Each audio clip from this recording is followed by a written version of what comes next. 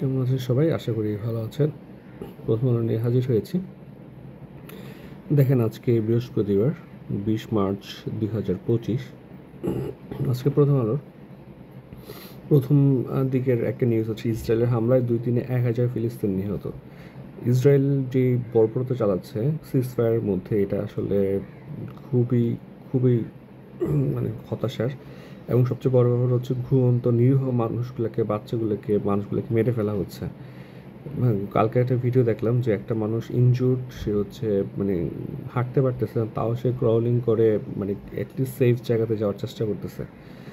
আর একটা বাচ্চা বললো যে সে আর বাঁচতে চায় না, তাকে যাতে মেরে ফেলা হয়। আপনি চিন্তা করে দেখেন যে ইসরায়েল কোন লেভেলে চলে গেছে।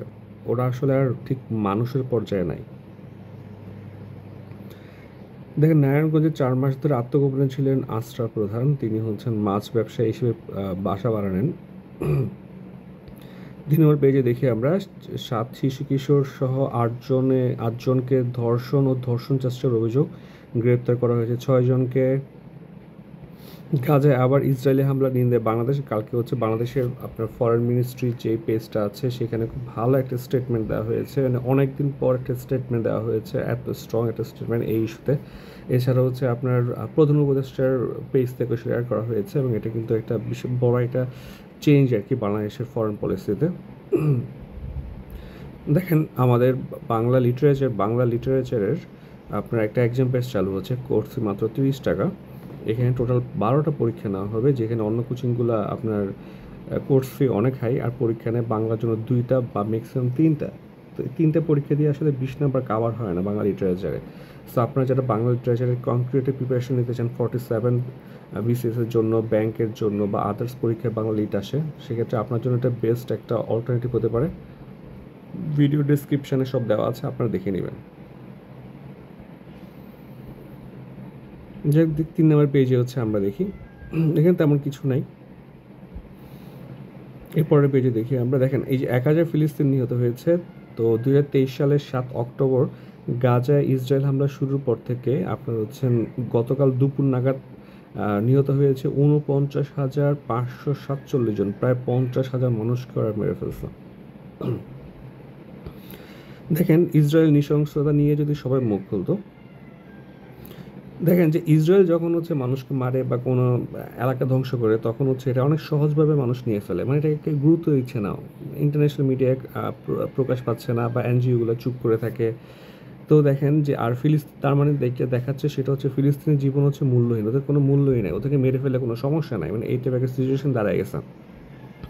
যেমন আমরা ফেসবুকে দেখতে পাচ্ছি যে রঙিন পোশাক পরা একটা শিশুর নিথর দেহ পড়ে আছে, এক বাবা শেষবারের মতো মেয়ের চুলে হাত বুলিয়ে দিচ্ছেন, সাদা কাফনে মোড়ানো পুরো পরিবার পড়ে আছে, পরিবারে কেউ বেঁচে নাই।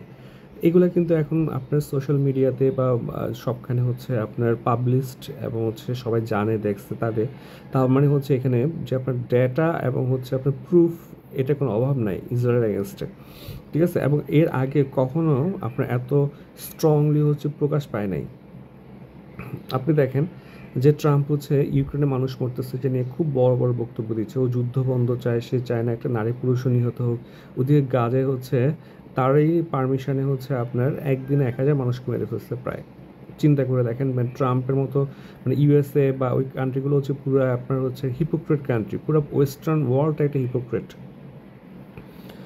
যেখানে একের পর এক প্রতিদিনের প্রতিবেদন উঠে এসছে যে ইসরায়েল হচ্ছে গাজার ঘরবাড়ি, হাসপাতাল, স্কুল, বিশ্ববিদ্যালয়, মসজিদ ধ্বংস করছে।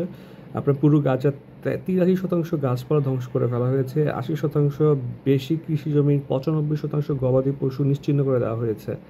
ইচ্ছাকৃতভাবে 80%-এর বেশি পানি এবং পয় নিষ্কাশন ব্যবস্থা ধ্বংস করা হয়েছে, যাতে গাজাতে মানুষ থাকতেই না পারে। ওদের প্ল্যানটাই হচ্ছে গাজাটাকে ধ্বংস করে ফেলা।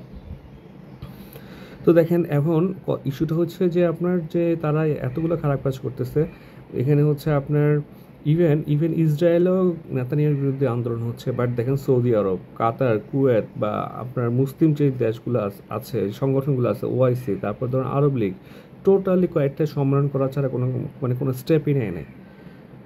সো এই যে আমাদের ইসলামিক কান্ট্রিগুলো এক হইতে পারতেছে না, এটা কিন্তু আমাদের জন্য সবচেয়ে বেশি দুর্বলতার জায়গা। এবং ঘুরে ফিরে দেখবেন যে এটার জন্য আমাদেরকে সারা জীবনে হচ্ছে পস্তানো লাগবে।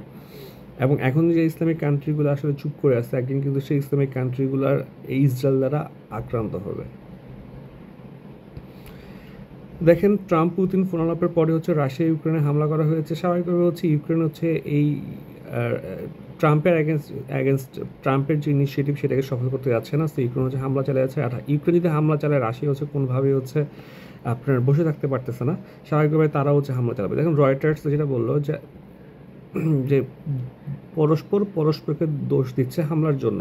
খুব সিম্পলি চিন্তা করে দেখেন যে রাশিয়াও চাচ্ছে ইউক্রেনকে সাথে যুদ্ধ করতে, কারণ রাশিয়ার লাভ আছে এখানে।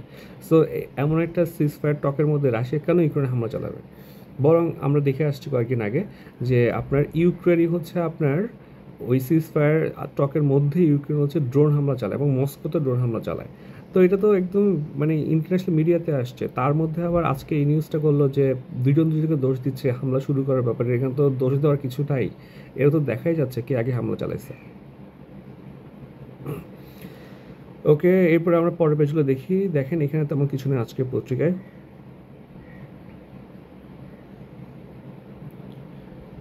অর্থ বাণিজ্যে দেখি আমরা বাজেটে মিথ্যা আশ্বাস দেওয়া হবে না, অর্থ উপদেষ্টা। এটা ট্রু যে আপনার গত অনেক বছর ধরেই আপনার যে প্রিডিকশন কিংবা যে ডেটা এটার সাথে রিয়েল লাইফের মিল ছিল না। তো আশা করতেছি এখন মিল থাকবে, এবং সবচেয়ে বড় কথা হচ্ছে আরও উন্নতি হবে। ঠিক আছে, শুধু মিল থাকলে হবে না, উন্নতি ইম্পর্টেন্ট।